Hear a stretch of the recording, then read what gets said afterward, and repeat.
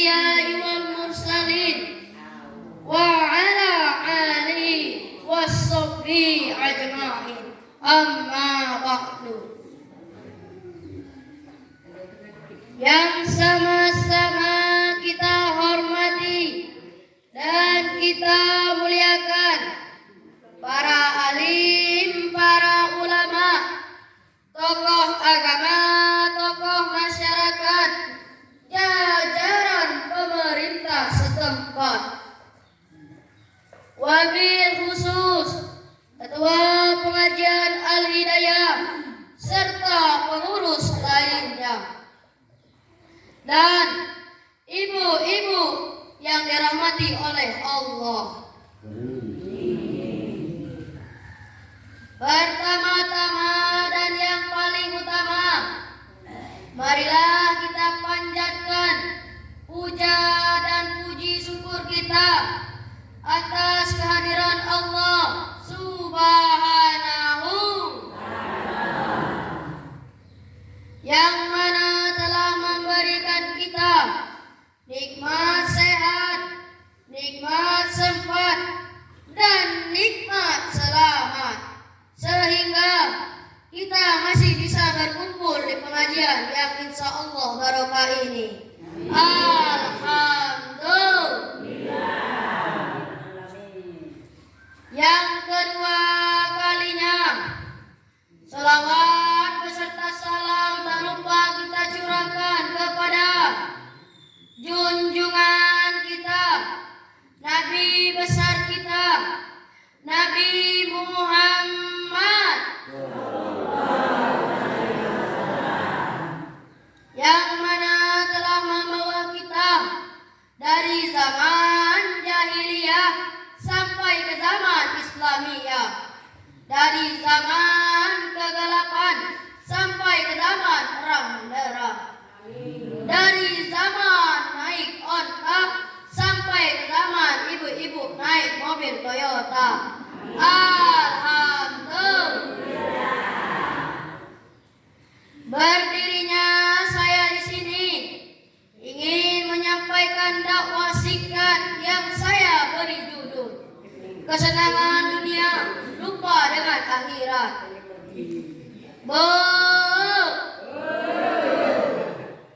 Di zaman sekarang ini banyak orang yang mementingkan duniawi daripada akhirat.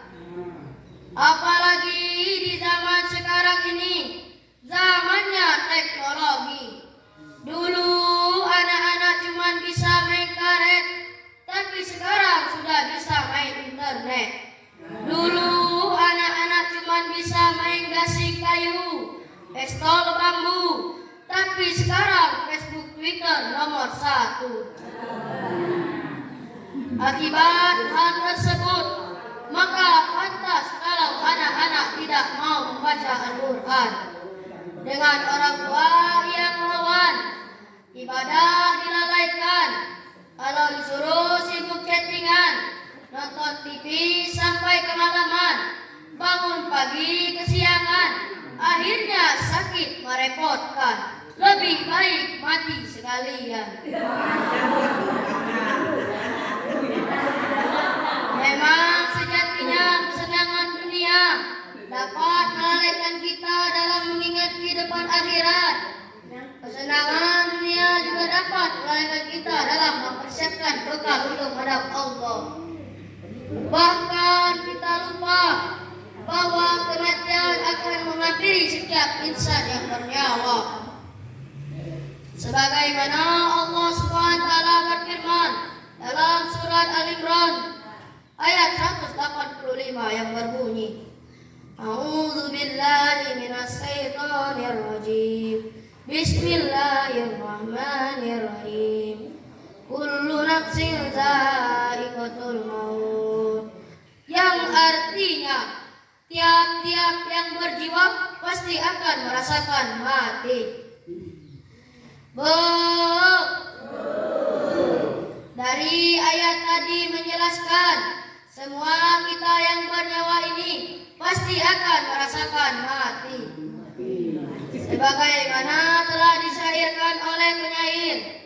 Wahai manusia, janganlah engkau tertipu daya oleh dunia yang fana. Sebagai tempat ujian bagi kita, dunia sementara, akhirat selama-lamanya. Orang kaya mati, orang miskin mati, raja-raja mati, rakyat biasa mati. Semua pergi menghadap Ilahi. Dunia yang dicari tak ada yang berarti. Ibu-ibu yang dirahmati oleh Allah, pertanyaannya, apa yang kita bawa ketika mati nanti? Tahu dede bu? Ternyata yang akan kita bawa ketika mati nanti ialah amal perbuatan kita. Baik seluruh amal kita, maka surgalah jaminannya. Buruk seluruh amal kita, maka nerakalah tempatnya. Oleh karena itu hadirin, jangan bangga punya rumah megah, karena rumah terakhir kita ialah tanah gelap gulita. Jangan bangga punya kendaraan mewah, karena kendaraan terakhir kita ialah keranda. Jangan bangga punya baju baru, karena baju terakhir kita ialah kain kafan. Semua harta dunia tidak ada yang bisa kita bawa.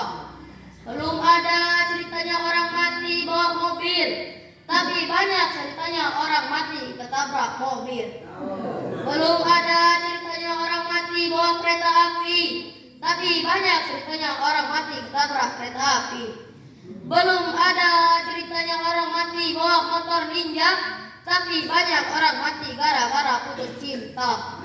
Nah, betul. Kalau dunia sudah menjadi utama, maka akhirat pasti lupa. Senangnya cuma hura-hura, diajak ibadah ia acuh aja. Maka pantas di dunia hidup sengsara, di akhirat mendapat siksa.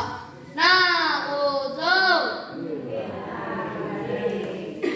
Maka dari itu, bu, jangan sampai ketika malaikat maut menjemput kita, kita masih dalam keadaan hina dan membawa dosa menghadap Allah. Oleh karena itu, marilah kita mempersiapkan bekal untuk menghadap Allah, yaitu bekal amal ibadah kita, agar mendapat rahmat dari Allah dan menjadi penduduk surga. Amin, amin ya Rabbal. Dari ceramah yang saya sampaikan tadi, dapatlah kita ambil sebuah kesimpulan bahwasanya setiap yang bernyawa pasti akan merasakan mati. Oleh karena itu, marilah kita mempersiapkan diri untuk menghadapinya. Semoga kita meninggal dalam keadaan husnul khotimah. Amin, amin ya Rabbal. Demikian ceramah singkat saya.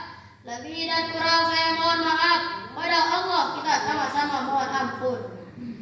Unzur maqala wala tanzur man qala.